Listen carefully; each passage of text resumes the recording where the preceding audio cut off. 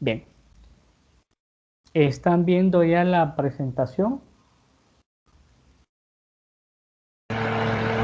No, doctor. Ok, no. vamos a ver.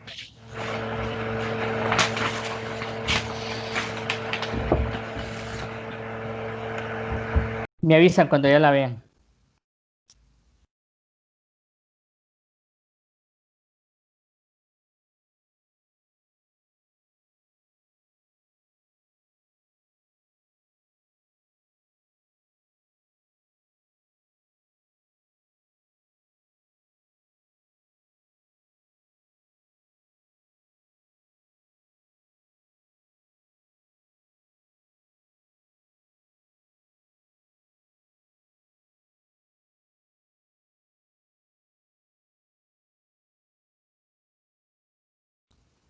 ¿Ya la ven?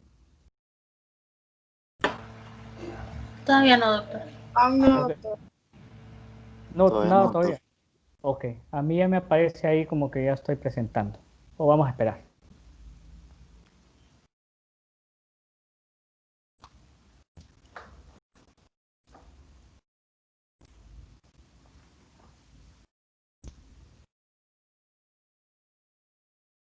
¿Y si lo intento de nuevo, doctor, si lo vuelve a conectar? Ok, vamos a volver a conectar entonces.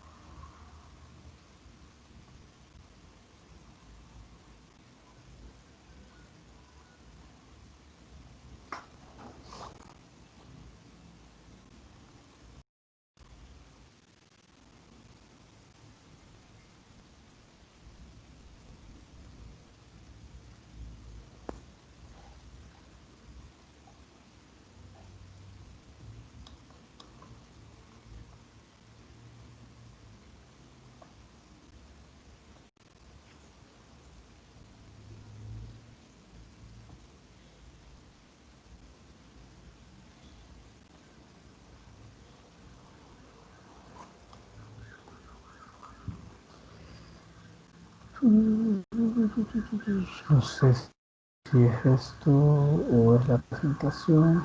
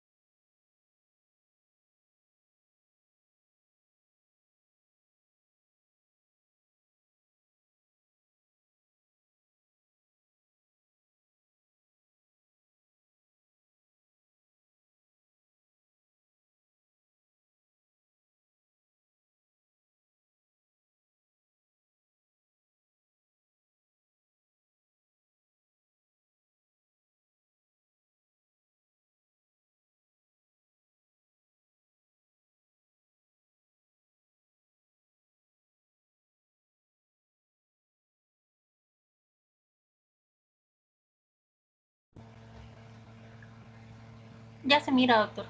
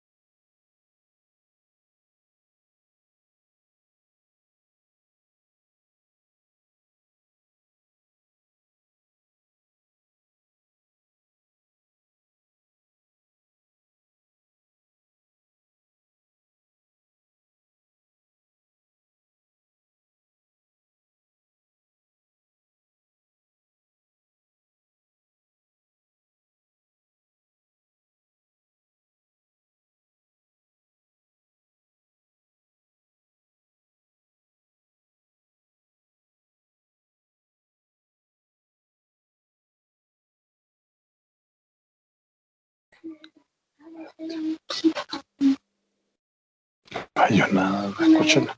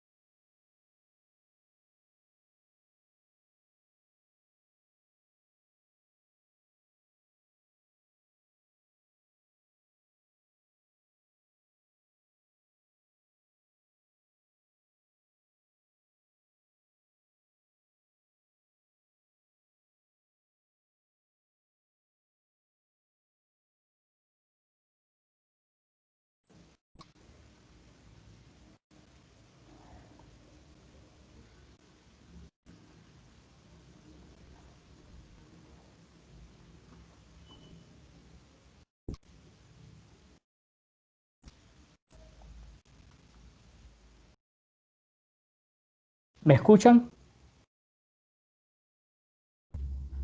Sí, Sí, doctor. doctor. Ahorita sí. Ok. No sé si es que me está fallando el internet o es la aplicación. Y si no, pues ya es la vejez.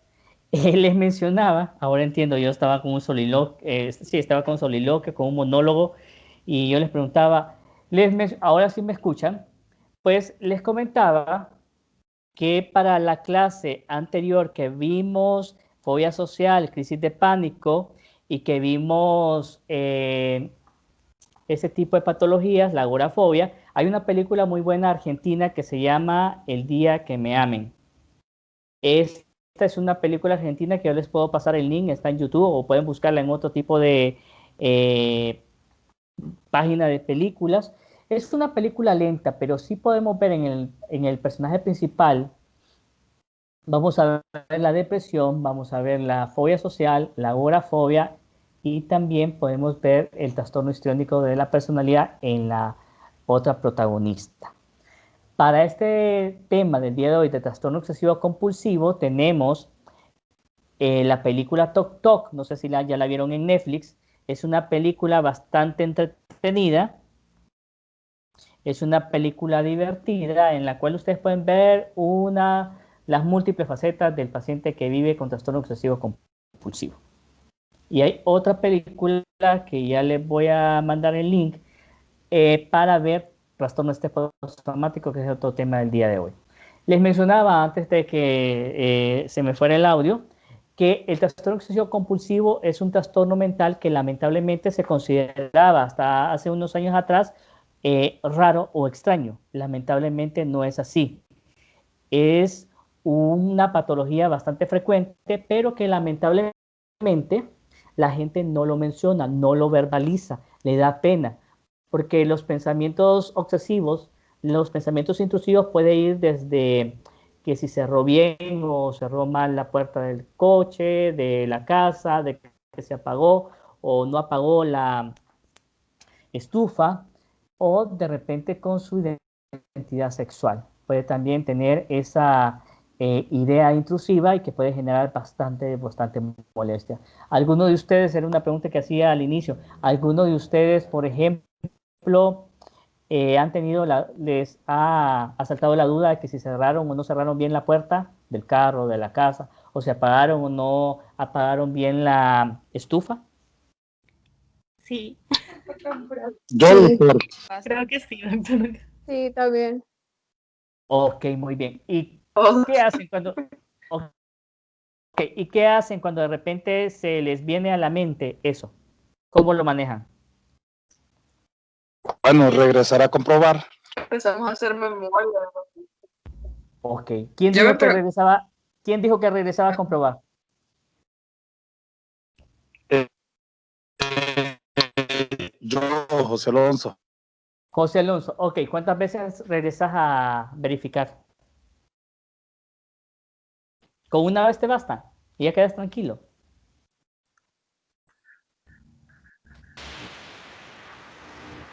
Si no es con una sola vez, porque a todos se nos puede ocurrir de vez en cuando, escucha, dejé bien cerrado, no la puerta. A veces a mí me pasa, entonces digo, sí, la tuve que dejar bien cerrada.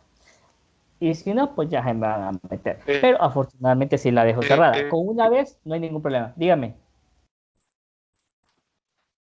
máximo.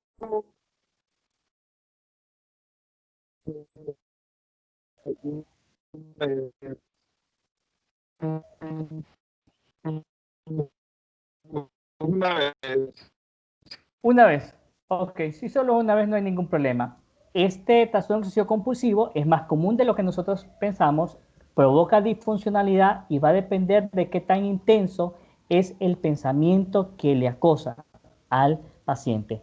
Es subdiagnosticado y subtratado porque muchas veces el paciente viene a consulta no por el TOC.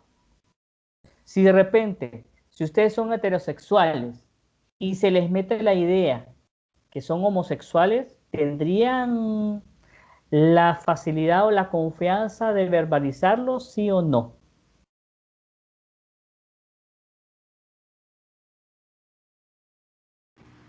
Creo que para cualquiera es difícil hablar acerca de su sexualidad. Exactamente.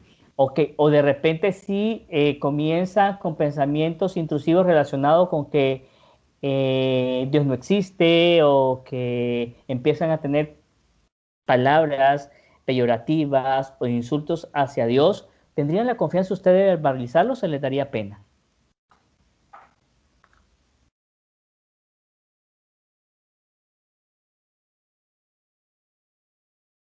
Sería Creo mejor que como quedárselo para uno mismo, nada más. No hablarlo. Correcto.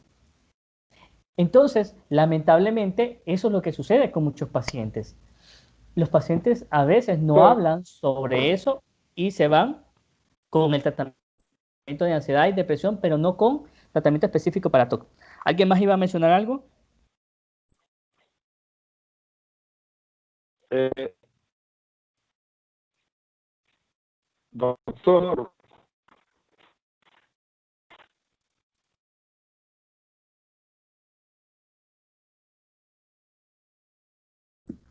Creo que no le está funcionando, creo que es a Alonso el que no le funciona bien el... Si quieres puedes hacer la pregunta en el chat, yo la leo y la respondo. Ok, dos síntomas importantes del trastorno obsesivo compulsivo. Tenemos por un lado las obsesiones, que son pensamientos, son imágenes, son tonadas, que se vuelven intrusivos, se vuelven incómodos, que el paciente los reconoce como propios, pero que no los puede manejar. Le generan bastante ansiedad, le generan bastante conflicto. Estamos hablando de que de repente comience a blasfemar contra Dios, que comience a maldecir a alguien o que comience a pensar o a dudar de su heterosexualidad. Entonces, esto le va a generar bastante angustia. Y para poder manejar la angustia, algunos pacientes utilizan algunas compulsiones o algunos rituales. ¿Qué es una compulsión? Son actos estereotipados y son actos al que el paciente realiza cuya finalidad solo es conocida por el paciente y que sirve para contrarrestar la ansiedad o la angustia que le genera el pensamiento obsesivo. Por ejemplo, estamos el pensamiento obsesivo de contaminarme de herpes. Entonces yo no puedo tocar nada eh, con mis manos que lo haya tocado alguien que tiene herpes labial. Entonces, ese pensamiento intrusivo está en mi mente, este chavo tiene herpes, esta chava tiene herpes y tocó la manilla de la puerta, no lo voy a poder tocar porque yo me voy a infectar, yo me voy a contaminar. Entonces, yo voy a realizar un A que me contrarreste y que me disminuya la ansiedad que me provoca el pensamiento obsesivo. Entonces, es lavarme las manos. Y me puede entrar la duda de que si me lavé bien o no. Entonces, me vuelvo a lavar y me vuelvo a lavar y me vuelvo a lavar constantemente. Diga. No, que-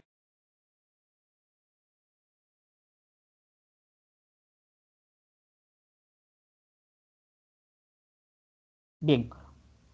¿Cuál es la epidemiología del trastorno obsesivo compulsivo? Muy bien. Dicho cuadro sintomático tiene una prevalencia internacional entre 1.1 a 1.8% de acuerdo al DSM-5, el Manual Estadístico de Enfermedades, quinta edición. La Organización Mundial de la Salud lo ubica entre las primeras 20 enfermedades que provocan incapacidad. Hay mayor afectación en mujeres, aunque en el hombre el inicio es mucho más temprano.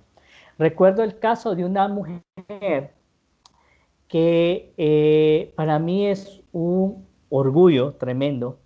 Ella llegó a mi consultorio hace alrededor de 3 años, probablemente sí, 2016 o 2017. Llegó a consulta remitido por una nutricionista porque ella tenía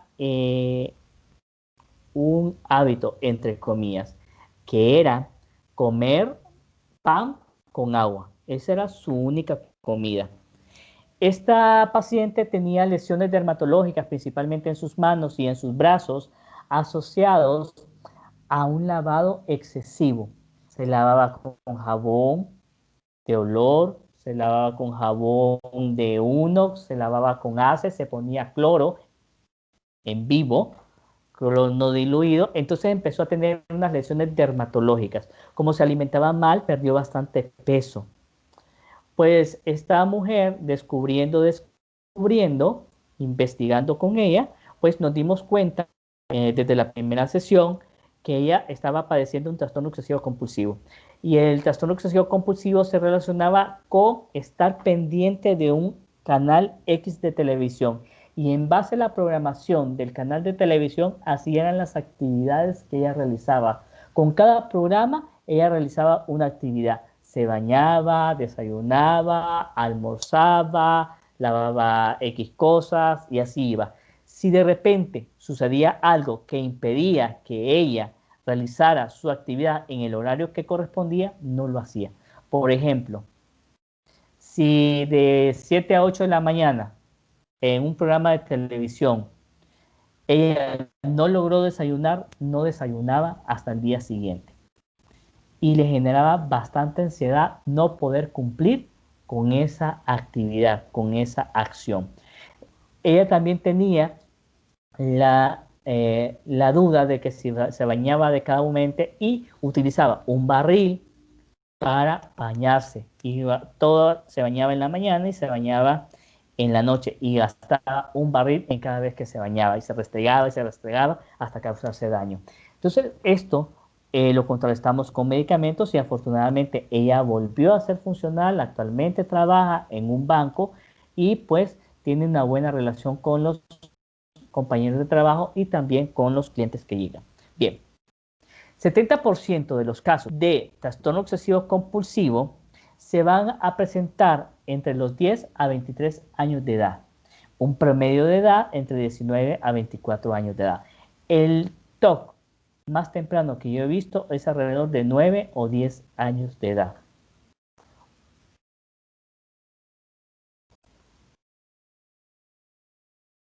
Bien. ¿Cuál es la etiología del trastorno obsesivo compulsivo? Pues ya vimos en términos generales en las clases anteriores la etiología. Hay un componente genético, hay una vulnerabilidad que se va a heredar y también vemos una correlación entre el síndrome Guillain de la Tourette y trastorno obsesivo compulsivo. Hay como un cruce de estas dos enfermedades. Hay pacientes con síndrome de Guillain de la Tourette que pueden tener algunos síntomas TOC, algunas compulsiones, y hay pacientes con trastorno obsesivo compulsivo que también pueden tener algún tipo de tics. Ese es el aspecto genético. Aspectos bioquímicos. Vamos a encontrar como principal afectación una alteración en los niveles de serotonina en el cerebro. Desde el punto de vista de neurofisiología, a través de la tomografía con emisión de positrones vamos a ver un aumento de la actividad de la corteza orbitofrontal, del cíngulo, del núcleo estriado y también alteraciones a nivel de lo que es la amígdala y del lóbulo temporal en general. También vamos a encontrar anormalidades inespecíficas del electroencefalograma. Desde el punto de vista psicología, vamos a tener, según el psicoanálisis, una fijación anal en la cual el paciente va a retener y se vuelve muy rígido, muy cuadrado. También va a utilizar algunos mecanismos de defensa en el paciente TOC. Uno es el aislamiento, la formación reactiva y la anulación. El aislamiento es que de repente el paciente obsesivo compulsivo se puede ver frío, se puede ver apático, se puede ver indiferente. Aísla la emoción, él siente la ansiedad, pero para demostrarla se le hace más difícil. La ansiedad es mucho más como interna, no la expresa hacia afuera. Entonces de repente son personas frías, son personas que normalmente no se quiebran, no lloran, no se incomodan. Entonces el paciente muestra ese tipo de conductas, es el aislamiento, la separación de una emoción con la acción. La formación reactiva, ¿qué es? La formación reactiva es mostrarse ante la sociedad y ante sí mismo con una conducta o un comportamiento diferente al que realmente es. Por ejemplo, esto abunda bastante en las iglesias, sin ofender a nadie. Ustedes han conocido de repente entre comillas, un buen cristiano o una buena cristiana obcecada, entre comillas, con la iglesia, que anda con el rosario en una mano y la Biblia en el otro, pero que de repente juzga, condena y critica como si fuera Dios. ¿Han escuchado esas historias? Sí. Ok, muy bien. Entonces, ella se muestra muy pulcra, muy puritana, que muy religiosa, pero por detrás ella es una viborita y es bien condena más que el padre, más que el pastor, más que Dios. Y ella dice, todos son pecadores, solo yo soy salva o solo yo soy santa. Entonces, esa es una formación reactiva. Se muestra ante los demás todo lo contrario a como realmente es. Y la anulación la realiza el paciente a través de la compulsión. El pensamiento con paciente TOC tiene un pensamiento muy mágico. Él piensa que ese pensamiento que tiene en su cabeza puede ser algo malo y debe de contrarrestarlo. De repente, el paciente que tiene mucho pensamiento contra Dios se pasa persinando, pasa orando. Esas personas que de repente reprimen sus impulsos sexuales se enrollan, se meten mucho en la religión para ocultar. Esa es una formación reactiva también. Entonces de repente vemos personas que son agresivas sexualmente o que son muy fantasiosas o que son muy sexuales, pero que les da mucho miedo, consideran que es pecado, entonces se encierran bastante en lo que es la religión. Y el condicionamiento que de repente lo podemos ver a través de nuestros padres o de nuestros seres queridos más adultos, entonces aprendemos a ser rígidos también. Personalidad previa, pues vamos a ver que hay estructuras de personalidad que vuelven al paciente mucho más intenso. La personalidad evitativa, por ejemplo, la personalidad dependiente y la personalidad histriónica son las que más se asocian a trastorno obsesivo compulsivo, y un 10% de esas personalidades también van a tener una personalidad anancástica. Esos pacientes con TOC pueden tener en un 10% de casos personalidad anancástica. Bien, hay otro dato bien importante, y esto podría estar desde el punto de vista biológico. Hay infecciones por estreptococo beta hemolítico del grupo A que puede provocar después de la infección algunos síntomas obsesivos compulsivos, algunos síntomas parecidos a de la Tourette, pueden activar la corea de Sydenham, déficit de atención e hiperactividad y algunos trastornos de alimentación e incluso autismo en los pacientes. Y esto se debe porque la infección por este estreptococo beta hemolítico provoca una reacción inmunológica y crea anticuerpos contra los ganglios basales. Y estas patologías como el déficit de atención, las coreas, el síndrome de la Tourette y el TOC tienen como estructura neurobiológica de aparición de los síntomas en los ganglios basales. ¿Cuánto tiempo necesitamos para poder considerar un trastorno obsesivo compulsivo? Al menos, dice el CI-10, que al menos se necesitan 2 semanas de síntomas sucesivos. Bien, ¿cuáles son las características clínicas? Las obsesiones que ya las mencionaba, las compulsiones. Van a haber grados variables de ansiedad. Puede ser leve, moderada o severa.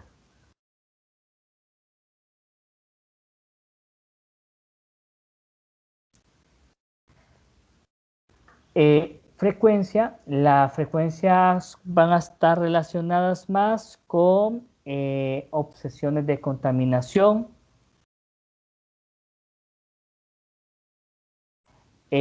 con rituales de limpieza, obsesiones de contaminación con rituales de limpieza, dudas, entonces van a tener compulsiones relacionadas con responsabilidad patológica. Esos son los más frecuentes. El caso que miré hoy es un joven de 17 años de edad, estudiante de primer año de ingeniería en la Católica. Pues este muchacho comenzó hace unos meses atrás con sintomatología depresiva, tristeza, anedonia, ideas de muerte, fatiga, alteraciones del sueño, alteraciones del apetito, un síndrome clásico de depresión. Pero hablando con él, de repente me dice, mire doctor, yo no he tenido relaciones sexuales ni con hombres ni con mujeres, pero yo siempre me he sentido atraído por mujeres, me gustan, pero desde hace un mes que me atacó una duda, porque resulta que yo tengo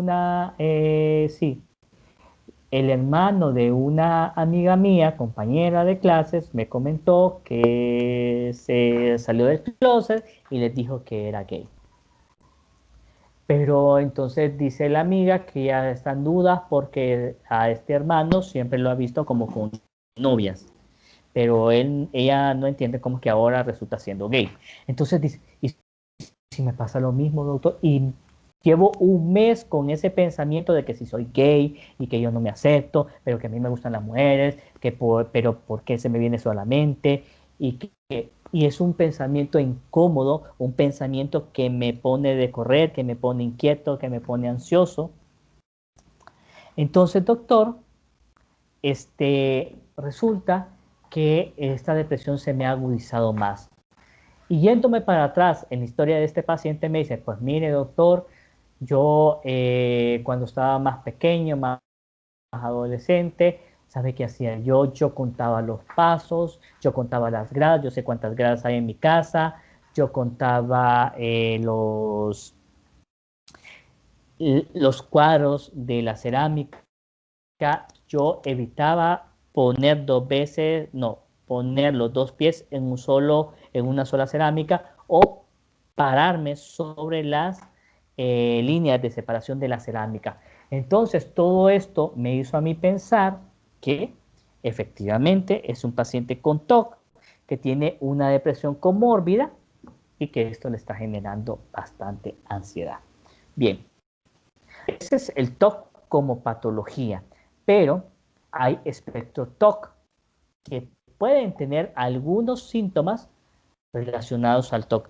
De la dismorfofobia, la dismorfofobia quiere decir que de repente el paciente con dismorfofobia considera que sus dientes, que sus orejas, que su nariz, que su cara es deforme y que puede ser incómodo ante los demás. Hipocondriasis, el paciente está insistiendo que tiene una enfermedad. Anorexia y bulimia, que son trastornos de alimentación que se obsesionan, entre comillas, con el peso, con la talla, con la imagen. Y el trastorno de control de impulsos, que puede ser la piromanía, que tiene que ver con incendiar, cleptomanía, con robar de forma inconsciente, ludopatía, que son trastornos del control de los impulsos. El diagnóstico de trastorno obsesivo compulsivo es meramente clínico. Bien. ¿Cuál es el diagnóstico diferencial del trastorno obsesivo compulsivo? Trastorno del estado de ánimo, ya lo vimos. Este paciente que llegó hoy a consulta es un paciente que vino por depresión, pero hablando con él, pues encontramos también pensamientos obsesivos, sin tanto compulsiones, pues las compulsiones de él era contar los pasos, contar serie de números. La fobia simple va a tener una conducta de evitación, pero va a ser mucho más específica, como por ejemplo a las serpientes, a los caballos, a los payasos, etcétera, etcétera, etcétera. Esquizofrenia puede ser un diagnóstico diferencial. En el caso de la esquizofrenia, por ejemplo, al inicio pueden haber algunos síntomas TOC, pero lo más evidente de la esquizofrenia son las alucinaciones o los pensamientos extraños. Trastorno de los impulsos, que ya los mencioné, la hipocondria es la personalidad nancástica. Esta personalidad, el TOC es egodistónico. Esto significa que el paciente se siente incómodo. En cambio, la personalidad nancástica para él es normal ser perfeccionista, ser exigente. Anorexia y bulimia nerviosa son otros trastornos como diagnósticos diferenciales y pues tiene que ver con la obsesión con el peso, con la talla, con ver de más gordo que en realidad está. Hay una distorsión de la imagen corporal. Bien. ¿Cuál es la comorbilidad del trastorno obsesivo compulsivo? Pues la comorbilidad es bastante alta. Se puede asociar a depresión en un 50-60% de los casos, ansiedad en un 40% de los casos con otro trastorno de ansiedad y un 20% con tics. Recuerden que al inicio había hablado de esa correlación de TOC y Gilet de la Tourette. El curso tiende a ser crónico con un pronóstico que oscila entre un 20 a 40%, un curso crónico y que va a empeorar, un 20 a 30 va a mejorar espontáneamente y un 40% va a tener una mejoría moderada.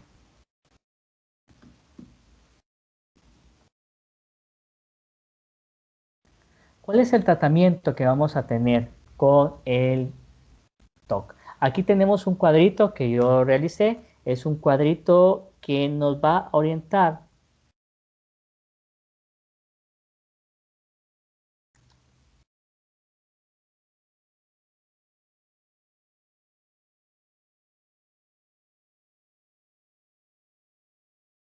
aunque dicen que las fotografías que se toman en clases después no las vuelven a revisar, pero aquí se las voy a mandar al chat para que lo tengan ahí. ¿Y cuál es el tratamiento? El tratamiento va a ser inicialmente tratamiento farmacológico. ¿Y cuál es la primera línea de tratamiento en el paciente con trastorno obsesivo compulsivo? La primera línea de tratamiento va a ser la clomipramina. La clomipramina es un antidepresivo tricíclico cuya principal indicación es trastorno obsesivo compulsivo. Ese es de primera línea. Y realmente a nivel clínico la clomipramina funciona bastante bien. Problemas, los efectos adversos, principalmente los efectos anticolinérgicos y el aumento de peso. Entonces puede hacer que el paciente abandone dicho tratamiento. Otro tratamiento, si no hay clomipramina o el paciente no lo tolera por los efectos anticolinérgicos o por la obesidad, por el aumento de peso, tenemos los inhibidores selectivos de la recaptura de serotonina.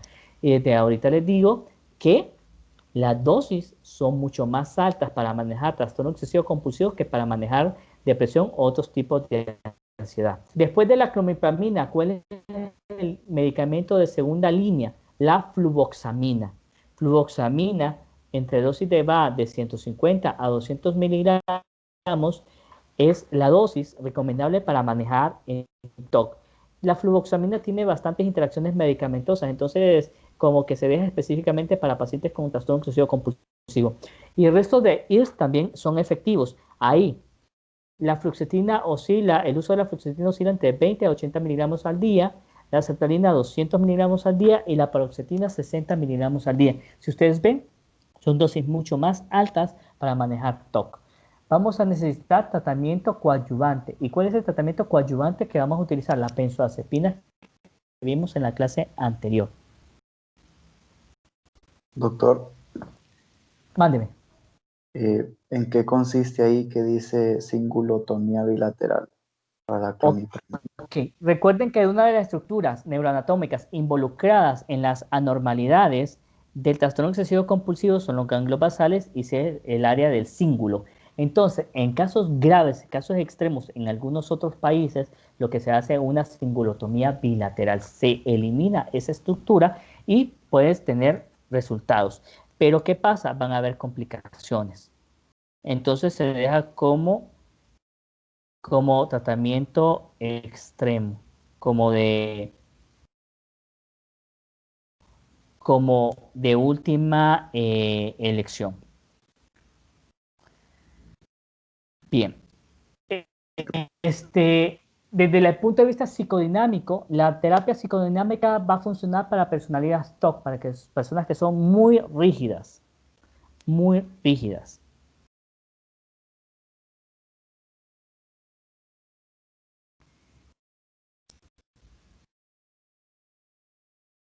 Bien.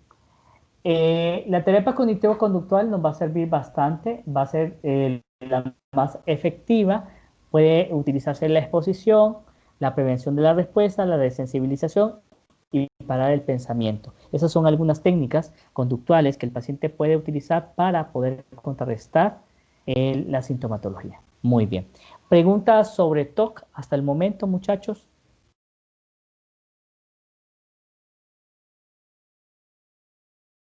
Todo claro, doctor. No, Muy bien. Excelente. ¿Qué es lo que ven ustedes en esa diapositiva que tienen ahí? Desastre. Desastres. ¿Qué más? Muerte. Un accidente terrorista. accidentes. Correcto, correcto. Perdón, yo sí Entonces, tengo una duda. Ajá, dígame, ¿quién habla? Lo siento, solo que quiero, Carol, lo siento, Ajá. solo quiero saber cuándo es que uno determina que un tipo de conducta se orienta a un TOC. Por ejemplo, porque una persona puede tener como fobia a los gérmenes, pero ¿cuándo saber que esto no es como que está fuera de lo normal? Ok, muy bien. Ahorita todos tenemos fobia a los gérmenes, ¿cierto? Específicamente Sí. a uno. O sea, ahí. Ahorita los TOC dicen, para esto nací. En este momento, o Sí. sea, los rasgos TOC están en su máxima expresión para todos. Entonces, ¿cuándo vamos a decir que esto no solamente es un temor? Cuando causa disfuncionalidad, Carol. Cuando de repente, ¿cuántas veces se lava las manos usted? Una vez. Y listo. Pero si usted se lava las manos y se las vuelve a lavar 2, 3 veces, 4 veces, 5 veces, y se está lastimando las manos, y a pesar de que se las mira sobrehidratadas, que se las mira lastimadas, usted no puede dejar de hacerlo, entonces ya tenemos un problema. Cuando de repente usted, en vez de lavarse con jabón, se está lavando con cloro, con ACE, ya tenemos un problema. Entonces, ¿qué tanto me va a afectar esto? De acuerdo a la funcionalidad. ¿Cuánta disfuncionalidad me está provocando esto a mí? ¿Cuánto me está limitando? ¿Cuánto me está aislando? También lo observan las personas. Oh, hija, te estás lavando mucho las manos o te estás lavando mucho los dientes, a modo que te estás lastimando, te estás sacando sangre. Entonces, eso es parte también del grado de afectación. Entonces, ahí Sí. lo vamos a ver, qué tanto me afecta, como esta muchacha. Doctor, yo sé que yo soy heterosexual, a mí me gustan las muchachas, este varón, me gustan las muchachas, pero que se me ha metido esa idea de que si soy gay y que por eso estoy triste, porque si soy gay y de repente me tengo que aceptar o no, entonces ya eso le causa dificultad al paciente, entonces no es algo normal, no es algo que pueda pasarse por alto. Muy bien. Va a depender del grado de disfuncionalidad y del tiempo que el paciente le ponga a esa conducta compulsiva o a ese pensamiento. Porque, como les decía al principio, ok, yo puedo decir, dejé la puerta abierta del carro y a mí me ha sucedido, me regreso, no, hombre, está en un lugar seguro, no le va a pasar nada porque ahí está el vigilante. Ok. Pero tal vez si estoy ahí sí como bien intenso, dejé abierta o no la llave, entonces voy a revisar. Pero ya me quedo satisfecho. Pero cuando de repente reviso 1, 2, 3, 4 veces, algo no me está funcionando bien y ya esto es algo anormal. Muy bien. Espero haya contestado, Carol, la pregunta. Sí, gracias. A la orden. Y en esta diapositiva lo que vemos son diferentes situaciones. Situaciones extremas. Situaciones a las cuales cualquiera que nos expongamos nos va a causar ansiedad. Un accidente vehicular nos va a causar ansiedad. Un acto terrorista, una guerra, un atropellamiento nos va a causar ansiedad. Y vamos a hablar de estrés. Bien, trastorno de estrés agudo y trastorno de estrés postraumático. La diferencia es el tiempo de evolución. Para el trastorno de estrés agudo necesitamos. No, el trastorno de estrés agudo se puede presentar entre el día 1 hasta el día 29. No pasa de 29 días. Si la sintomatología dura hasta los 29 días, estamos hablando de un trastorno de estrés agudo. Si dura más allá de 29 días, entonces estamos hablando de un trastorno de estrés postraumático. Ok. ¿Alguien es de fuera de Tegucigalpa, de los que están en clases ahorita?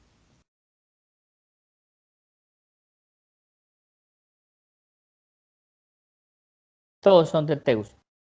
Ok, muy bien.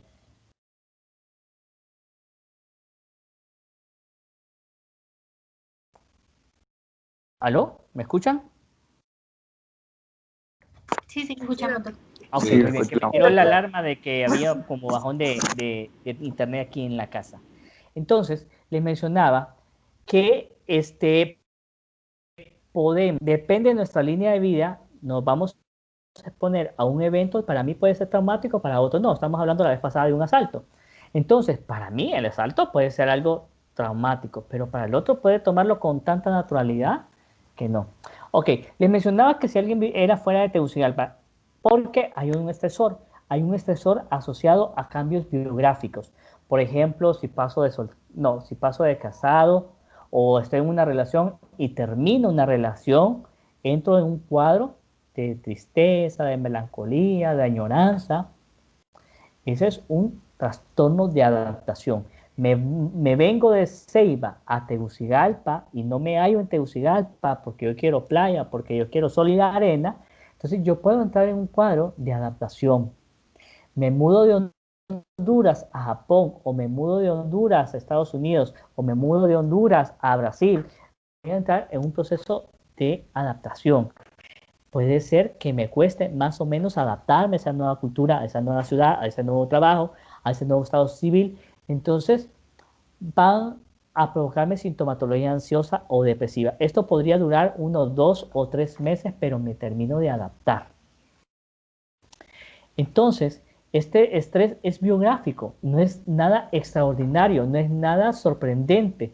Entonces va a haber personas que cuando vino a Tegucigalpa se adaptó mucho más rápido que otros, que les costó más.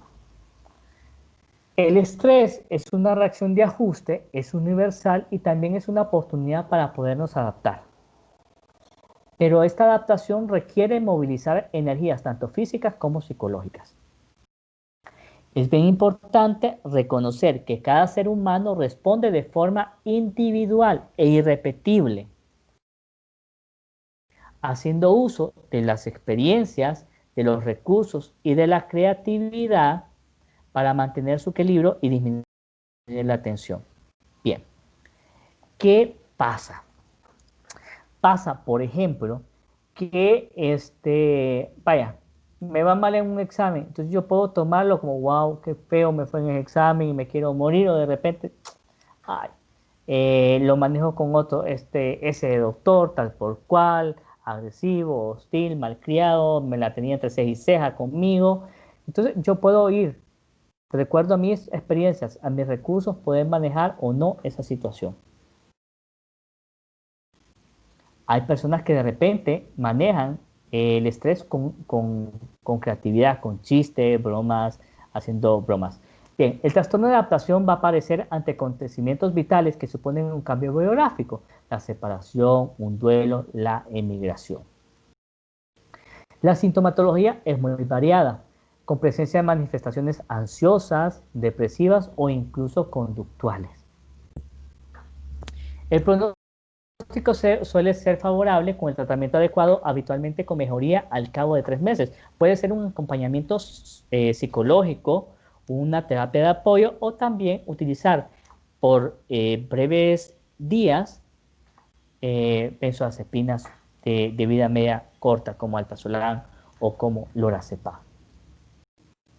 No va a causar mayor disfuncionalidad a un trastorno de adaptación. Sí va a ser incómodo, pero se va a poder sobrellevar. Cuando hablamos de trastorno de estrés agudo o trastorno de estrés postraumático, aquí sí ya la vemos mucho más difícil, porque sí es algo, un evento que cualquiera podría reaccionar de esa misma manera. Es, por ejemplo, todos, si de repente hay un terremoto o hay un incendio, todos nos vamos a sentir aprensivos, vamos a tener mucho miedo. Va a ocurrir un trastorno de estrés agudo o un trastorno de estrés postraumático cuando consideremos que nuestra vida o que la vida de nuestros seres queridos estuvieron en peligro.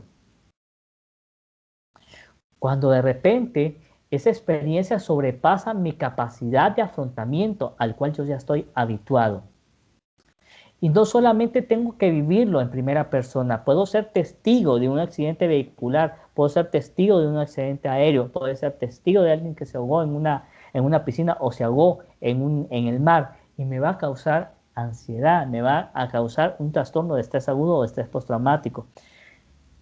O puede ser que solamente me lo cuente, que mi mamá fue asaltada, o que mi novia fue abusada, o que mi novio fue secuestrado. Con solo que me cuente todo lo que él o ella vivió, yo puedo desarrollar ese trastorno de estrés postraumático o trastorno de estrés agudo. Bien, el trastorno de estrés agudo dura menos de 29 días y aparece posteriormente a la experimentación de un evento traumático, y va a depender de cada persona qué es traumático para él. Va a estar dentro de la sintomatología, va a presenciar o experimentar o va a escuchar eventos sobre muertes o amenazas a la integridad propia o de los suyos. Y ese va a ser el primer evento que va a experimentar el individuo. Entonces, el paciente, ante este accidente vehicular, ante este terremoto, ante este secuestro, ante este robo, va a responder de forma desesperanzada, de forma de temor o de un terror intenso, porque siente que la vida se le puede ir. Va a haber una sensación subjetiva de embotamiento o desapego afectivo. Entonces, alguien que fue asaltado, puede ser que fue asaltado saliendo de su casa o bajándose del taxi, fue a clases, fue a sala, andaba ido, sí, estaba ido, andaba como tonto, pero lamentablemente el paciente en ese momento no puede expresar emocionalmente. Entonces hay una sensación subjetiva de embotamiento o desapego afectivo. Y le están contando, ¿y qué te pasó? Mira, yo solo recuerdo tal cosa, y lo cuenta como que está contando un cuento, que no es una historia clínica de un paciente X, que no es propia. Pero de repente cuando llega a la casa, cuando mira al perrito, cuando mira al novio, cuando mira a la novia, cuando mira a la mamá, al papá o al hermano con quien vive, ahí se desestructura y comienza a llorar porque como que le cayó el 20 de lo que estaba sucediendo. Bien, en el trastorno de estrés agudo pueden haber síntomas como aturdimiento, como desconexión, desrealización y despersonalización. Estos dos últimos síntomas son síntomas disociativos.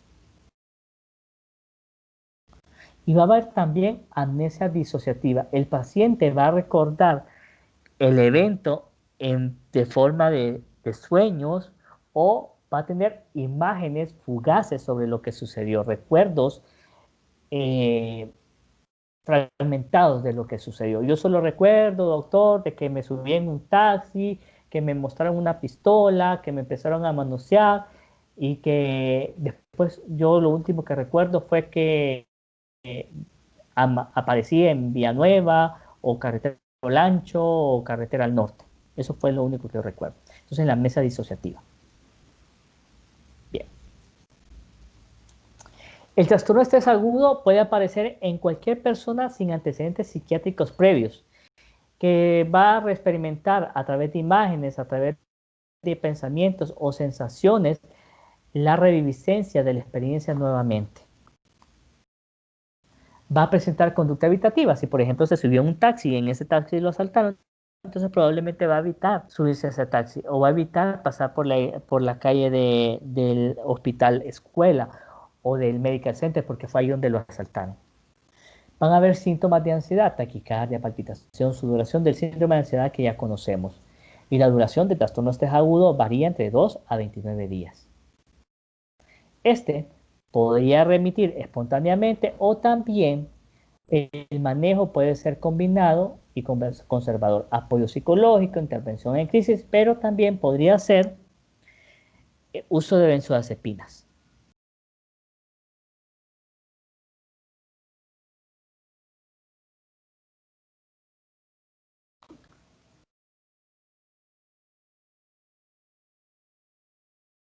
Bien, diagnóstico diferencial de trastorno de estrés agudo. La respuesta normal al estrés. Entonces, con la respuesta normal al estrés, todos nos podemos sentir estresados cuando nos asaltan, pero es algo pasajero, no nos va a causar tanta disfuncionalidad. Entonces, es una forma de diferenciarlo. Puede ser que mi aturdimiento, que mi aplanamiento afectivo no esté relacionado con trastorno de estrés agudo, sino con el golpe que me di al momento del accidente contra el vidrio delantero del carro, o porque pegué contra una pared. Entonces, este aturdimiento no se debe a trastorno de estrés agudo, sino a un trauma craneal. Entonces, aquí un traumatismo, o se debe mi aturdimiento a que en el accidente, antes de tener el accidente, antes de chocar, consumí marihuana, o consumí cocaína, o tomé alcohol. Entonces, también está el trastorno de estrés postraumático, que ese es un diagnóstico diferencial, y lo vamos a hacer según el tiempo de evolución. Tratamiento de trastorno de estrés agudo, tenemos dos: el tratamiento no farmacológico y el tratamiento farmacológico. ¿Cuál es el tratamiento no farmacológico? Los primeros auxilios psicológicos, y esta es una tarea que les queda a ustedes. Primeros auxilios psicológicos, o el trastorno, o el primeros auxilios psicológicos, o intervención en crisis.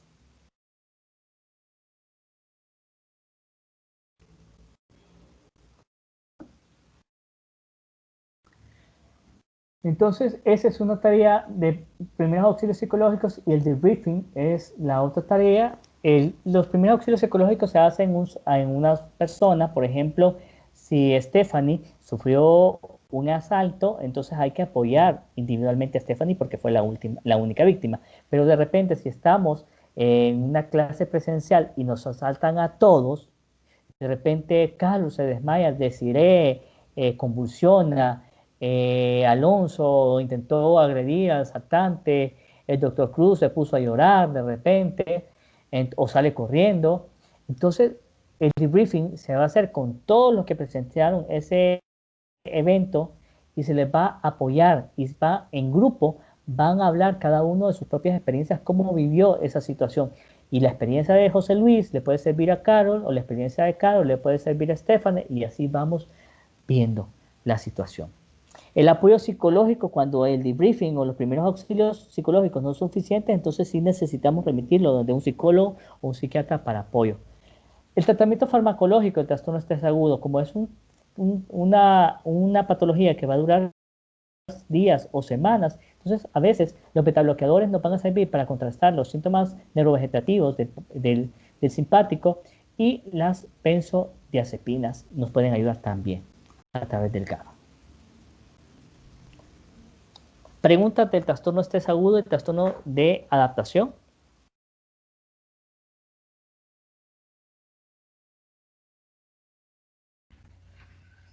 No, doctor. Por el momento no. Muy bien, excelente. Trastorno de estrés postraumático. Para poderlo diferenciar, tiempo de evolución, más de 29 días, más de un mes. Va a haber duración de al menos un mes de sintomatología desde el evento considerado como peligroso y van a coexistir tres síntomas principales. El primero es la reviviscencia, estar viviendo repetidamente el trauma. Escuchamos la voz de un hombre o de una mujer y lo asociamos a la voz del asaltante o del abusador. Entonces esto me va a ocasionar mucha ansiedad, mucha angustia. Entonces esto va a generar mucho conflicto. Entonces cada vez que yo escuche la voz, cada vez que yo mire a un hombre con una gorra roja, eso me va a activar la taquicardia, la palpitación y los recuerdos. Cada vez que escuche un disparo o un cohete o un mortero, yo voy a estar pensando que es otra vez que me están asaltando o que están metiéndose a la casa. Entonces, la vivencia repetida del trauma. La otra cuestión es, otro síntoma es que el paciente evita la situación traumática, evita pasar por ahí, subirse al carro, volver a conducir, andar sola en la calle, etcétera, etcétera, etcétera. Y va a haber un aumento de la activación y de la respuesta a estímulos ambientales, va a estar como hipervigilante. Por un leve movimiento, una leve actitud, va a aumentar la ansiedad. Hay una transmisión oral directa. Este trastorno de estrés postraumático, lamentablemente, va a ser un trastorno que se puede presentar en los médicos de la primera línea de atención.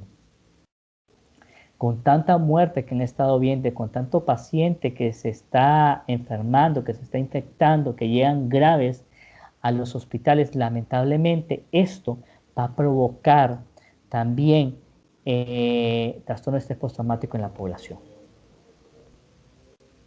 de personal de salud. Bien, ¿cuál es el curso del trastorno de estrés postraumático?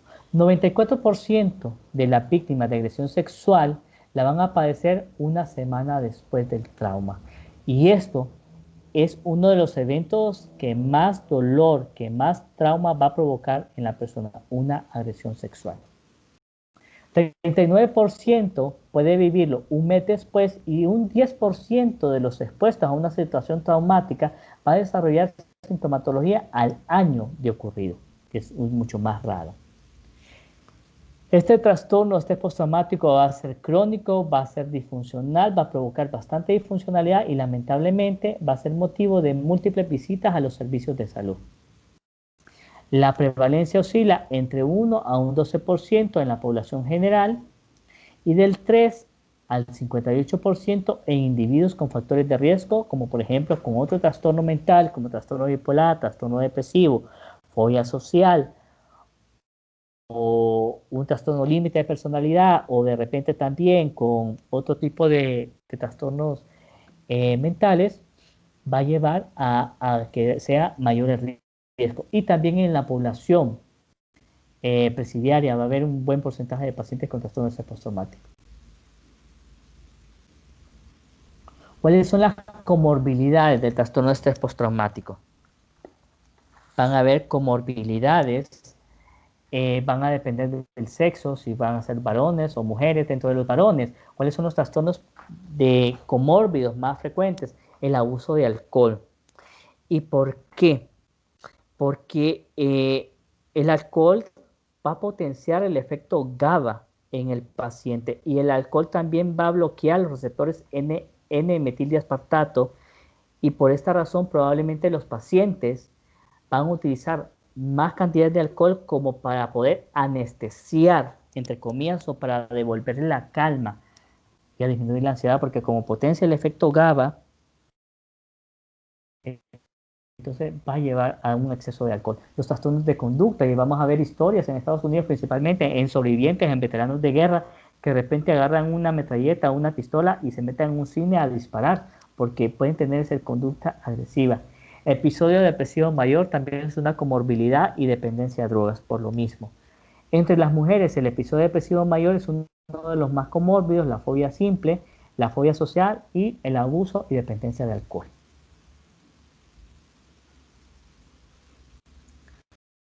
¿Cuál es la etiología del trastorno de estrés postraumático? Desde el punto de vista neurobiológico van a haber alteraciones a nivel de neurotransmisores. Va a haber una hiperactividad, una excesiva actividad del glutamato y menos actividad del GABA. De ahí que algunos pacientes consuman el alcohol para potenciar ese efecto GABA. También haber alteraciones a nivel de la noradrenalina, de la serotonina, de la acetilcolina y la dopamina. Con la disminución de la serotonina que se puede presentar en los pacientes con trastorno de estrés postraumático, va a haber mayor riesgo de impulsividad, de agresividad e ideación suicida. La alteración en la dopamina puede provocar algunos síntomas paranoides en el paciente, alucinaciones, ideas de persecución, ideas de daño. La alteración de la acetilcolina puede llevar a un miedo permanente en el paciente, a los recuerdos traumáticos, a la hipervigilancia y a la pesadilla. Y hay una hiperactividad de la noradrenalina que va a disminuir la concentración, que va a alterar la memoria, y por eso van a haber las amnesias disociativas o lacunares y los periodos de disociación. Desde el punto de vista estructural va a haber una hiperactividad de la amígdala y del hipocampo también. Alteración del eje hipotálamo hipoficiario van a tener también afectación. Desde el punto de vista de neuroimagen va a haber una hiperactividad de la amígdala, del hipocampo, de la corteza orbitofrontal. Una disminución del volumen del hipocampo a largo plazo, y esto también va a alterar la memoria porque el hipocampo es como la cámara y la amígdala es el archivo del cerebro, y algunos factores sociales que van a condicionar para que aparezca un trastorno de estrés postraumático podría ser el abuso sexual, el maltrato y el abuso de alcohol. Personalidades más vulnerables al desarrollo de un trastorno de estrés postraumático: la personalidad límite, la personalidad paranoide y la personalidad antisocial.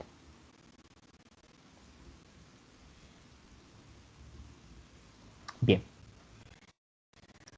Diagnóstico diferencial de trastorno de estrés postraumático. El trastorno de estrés agudo lo vamos a diferenciar como, muchachos. ¿Cómo vamos a diferenciar el trastorno de estrés agudo del trastorno de estrés postraumático?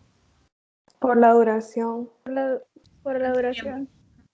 Correcto, por el tiempo de evolución. Menos de 29 días, estamos hablando de un trastorno de estrés agudo. Más de 29 días, un trastorno de estrés postraumático. Trastorno de adaptación. ¿Cómo podríamos diferenciar un trastorno de adaptación de un trastorno de estrés postraumático?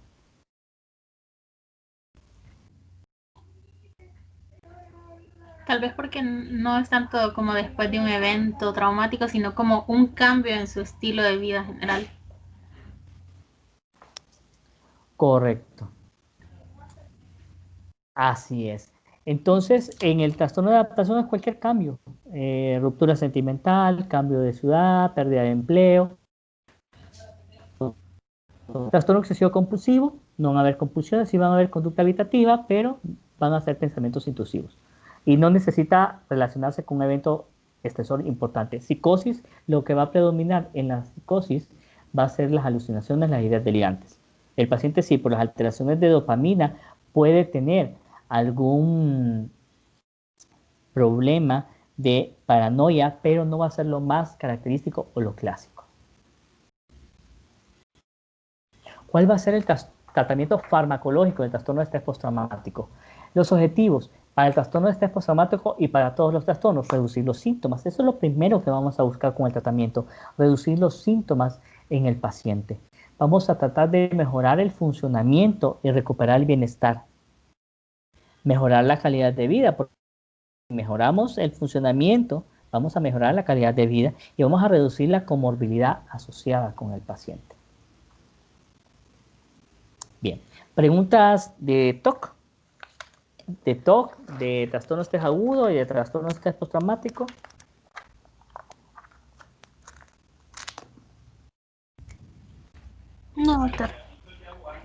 Pues bueno, bien. Ya para ir terminando esta presentación del día de hoy, vamos a hablar sobre los inhibidores selectivos de la recaptura de serotonina. El primero de todos estos, bueno, primero estaban los IMAO, los inhibidores de la monoaminoxidasa. Estos lamentablemente tenían muchos efectos adversos. Estos tenían muchas interacciones medicamentosas, entonces se fueron descontinuando. Después aparecieron los antidepresivos tricíclicos. Buenísimo, todavía se siguen utilizando como la clomipramina para el paciente con TOC, pero lamentablemente tienen efectos a nivel cardíaco que pueden provocar arritmias, que pueden provocar taquicardias y que en adultos mayores podría ser un factor de riesgo. También provocan retención urinaria por los efectos anticolinérgicos y en adultos mayores pues no se recomienda. Y en alta dosis los tricíclicos pueden provocar la muerte. Entonces allá por la década de los 80, en 1988, la FDA aprobó el uso de fluoxetina y con eso aparecen los inhibidores selectivos de la recaptura de serotonina. Los IRS son los antidepresivos más utilizados debido a que son aprobados por la FDA para un montón de enfermedades, trastornos mentales como otros trastornos que no son precisamente enfermedades mentales. Estos medicamentos son bien tolerables, tienen menos efectos adversos, no significa que no tengan, pero sí menos efectos adversos que los antidepresivos tricíclicos. Ventaja de los IRS, que en sobredosis no provocan la muerte. Entonces, esto nos ayuda a nosotros a manejar algunos pacientes. Muy bien. La semivida de los antidepresivos IRS es amplia. Por ejemplo, la semivida de la fluoxetina varía de 4 a 6 días, la sertralina de 24 a 26 horas, el citalopram 35 horas, el citalopram hasta 32 horas y la paroxetina hasta 21 horas. Eso da la oportunidad de utilizarlo una vez al día. Y ahí va a depender de medicamentos, por ejemplo, la fluoxetina y la sertralina son activadores, entonces se recomienda a darlos por las mañanas después del desayuno o después del almuerzo. Y la paroxetina, la citalopram y el citalopram son más sedantes, entonces probablemente se recomienda darlo después de la tarde o noche para ayudarle a conciliar el sueño. Como todos los medicamentos tienen efectos adversos tolerables, pero hay dos eventos adversos importantes. Uno, la disfunción sexual, que lamentablemente se puede presentar hasta en un 80% de los casos y que lamentablemente no va a disminuir a lo largo del tratamiento. Y la única forma es cambiando el medicamento o agregando un medicamento como bupropión para disminuir la disfunción sexual. Y el aumento de peso. Al inicio, en las primeras semanas de tratamiento, el paciente puede disminuir de peso, pero con el paso de los días, con el paso de las semanas, puede aumentar hasta 9 kilogramos. Bien. De todos los IRS, la fluoxetina es la más investigada, porque como apareció en la década de los 80, es el que más estudios tiene. Lastimosamente la fluoxetina provoca bastante ansiedad al inicio, es el más activador. Entonces, hay que iniciar con dosis bajas de 5 a 10 miligramos e ir aumentando poco a poco. Citalopram y escitalopram son IRS mucho más selectivos, menos efectos adversos. Y hay una combinación, al menos en Estados Unidos, de fluoxetina y olanzapina que se ha dejado para el tratamiento de la depresión resistente al tratamiento. Entonces, vamos a ver cuáles son las indicaciones. Todas las depresiones unipolares responden bastante bien al uso de inhibidores selectivos de la recaptura. Hay que hacer una correcta historia clínica para poder determinar si el paciente tiene depresión unipolar o bipolar. En pacientes embarazadas, por así decirlo, vamos a tener que medir riesgo-beneficio. Una mujer embarazada depresiva tiene un alto riesgo de no tener un embarazo a término, de tener complicaciones durante el embarazo, de tener ideación suicida. Entonces vamos a valorar como profesionales de la psiquiatría si vale la pena o no iniciar tratamiento. Bien, entonces, ahí vamos a hablar riesgo-beneficio. ¿Qué pasa? Durante el parto, antes una semana o 2 semanas del parto se suspende el antidepresivo para que el niño al momento del nacimiento no nazca con un síndrome de abstinencia por el antidepresivo. Puerperio, vamos a decidir. Y realmente, si una madre, una puérpera está depresiva, es mejor atenderle su depresión que dejarla sin tratamiento porque puede correr riesgo de que esto se complique y puede matarse o matar al niño. En niños y adolescentes hay, sí, ya fluoxetina, sertralina y escitalopram han sido aceptados por la FDA para el manejo de ansiedad y depresión en niños y adolescentes y TOC. La paroxetina no está indicada en niños y adolescentes. Al inicio de la aparición de la paroxetina en el mercado se vio un incremento de intentos y suicidios en la población infanto-juvenil.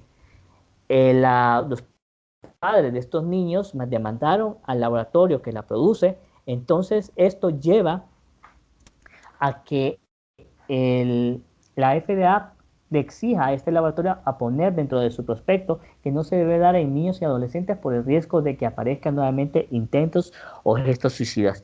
Realmente estudios posteriores a esta demanda no confirmaron de que el uso de este tipo de paroxetina provocara aumento de riesgo de suicida, pero se dejó como permanente. Otra indicación de los IRS es la depresión en pacientes con adultos mayores y en pacientes con comorbilidades de enfermedades médicas, llámese hipertensión, llámese diabetes, llámese evento cerebrovascular, infarto agudo del miocardio. Entonces esto es bien importante. Trastornos que hemos visto en estas clases, TOC, trastorno de pánico, fobia social, trastorno de estrés postraumático y trastorno de ansiedad generalizada son indicaciones. Tanto las indicaciones para los IRS como estas mismas indicaciones son tanto para IRS como antidepresivos tricíclicos. Riesgo suicida también es una indicación. Ventaja de los IRS, que en sobredosis no va a provocar muerte en el paciente. Entonces, aquí el psiquiatra le puede dar tratamiento para una semana y reevaluar en una semana en el paciente. Otros trastornos, bulimia nerviosa, como la fluoxetina, puede provocar anorexia. Para tratar anorexia nerviosa puede funcionar bastante bien. En trastorno disfórico premenstrual, que no es un trastorno mental, pero que sí se ha visto la utilización de fluoxetina o sertralina durante los primeros 14 días antes de la ovulación, posteriores a la ovulación, ya cuando va a menstruar o durante todo el mes, como tratamiento permanente, va a ayudar a mejorar la dignidad, la melancolía y la tristeza en el paciente. Otras indicaciones que no son netamente psiquiátricas, pero que sí pueden ayudar, es la eyaculación precoz, porque los IRS prolongan el tiempo de eyaculación y el orgasmo, entonces ahí podría ayudarle al paciente con este tipo de problemas. Parafilias, porque ayuda con el pensamiento excesivo y el control de los impulsos y también algunos comportamientos obsesivos en el paciente con autismo. ¿Cuáles son las reacciones adversas que vamos a tomar en consideración? La disfunción sexual. Y esta lamentablemente se va a presentar en casi un 80% de los casos. Y este es un efecto que va a permanecer a lo largo del tratamiento y que va a ocasionar pues incomodidad o dificultad principalmente en los jóvenes. Entonces va a ser una razón por la cual puede abandonar tratamiento. Hay otras opciones. Efectos adversos digestivos, náuseas, vómitos, diarrea, evacuaciones pastosas, pirosis, cefalea. El que más molestias gastrointestinales va a provocar como diarrea sin náuseas va a ser la sertralina. Se puede prolongar por 2, 3, 4 semanas. El otro efecto adverso que puede presentarse es estreñimiento, principalmente con paroxetina, que tiene mayor efecto anticolinérgico. Cefaleas. Las cefaleas se pueden presentar en el 18 a 20% en los primeros días de tratamiento, pero incluso estos IRS se pueden utilizar para prevenir la migraña. Efectos adversos del sistema nervioso central, ansiedad, insomnio, bostezos. La ansiedad y el insomnio se pueden contrarrestar en las primeras semanas con la utilización de benzodiazepinas. Embotamiento es, voy a decir la mala palabra, espero no se ofendan y disculpen. Decía la mamá de una amiga mía, a mí me dieron fluoxetina una vez y me volví valemerguista. O sea, me podían decir, ¿se murió tu mamá? Y yo, ajá, sí. ¿Te ganaste la lota? Ajá, sí. ¿Te incrementaron el salario? Ajá, sí. ¿Tu mujer te está engañando? Ajá, sí. Entonces, no había una respuesta afectiva en el embotamiento. Y bostezos, que no es por sueño, sino por un efecto central a nivel del hipotálamo. Bien. Síntomas extrapiramidales son bien raros, pero se mencionan en la literatura. Efectos anticolinérgicos como boca seca, como estreñimiento, como ojo seco, como esto puede presentarse principalmente con paroxetina, que es el que tiene mayor efecto anticolinérgico. Efectos hemáticos se podrían presentar en un porcentaje bastante reducido, menos de un 2% o menos. Algunas alteraciones de electrolitos, hiponatremia se podría dar con los IRS y alteraciones de la glucosa, hipoglucemia. Entonces hay que tener cuidado con los pacientes diabéticos. Reacciones endocrinas y alérgicas se podrían dar en un 4% de los pacientes. Yo, en mi práctica profesional, en 10 años que estoy atendiendo como especialista de psiquiatría, no he visto ninguna reacción alérgica a un IRS. Síndrome serotoninérgico, que es otra tarea que les dejo. El síndrome serotoninérgico se puede presentar y puede causar muchas molestias, incluso la muerte en los pacientes. Y sudoración. Algunos pacientes se pueden quejar de sudoración. Y esto es todo por el día de hoy. Gracias. Lamento mucho el inconveniente, el atraso en los primeros minutos. Me estaba fallando el internet y se me desconectó, o se actualizó la plataforma Teams, pero logramos salir adelante con la clase. Gracias a usted, doctor. Ok, muy bien. Entonces, si no hay preguntas, solo voy a pasar lista. José Alonso Espinosa estuvo, pero se desconectó, ¿verdad? Sí, dijo que se le había ido la luz o algo así. Correcto, muy bien. Andrea Desiré. Aquí estoy, doctor. Ok, permítame.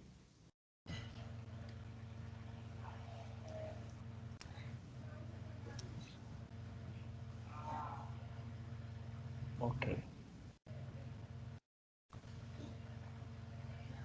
Ok, ahí está Andrea Desiré. Ok. Carol Nicole. Aquí estoy, doctor. Ok, muy bien. Ligia Nicole.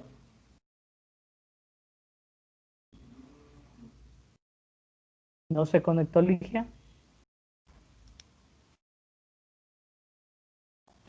Creo que en general no se ha estado conectando y creo que no está llevando las clases. Ah, ok, muy bien. Stephanie Ponce, ¿está? No se conectó Stephanie tampoco. estaba con problemas de conexión. Hasta hace poquito creo que se le... Ok, muy bien. Ok.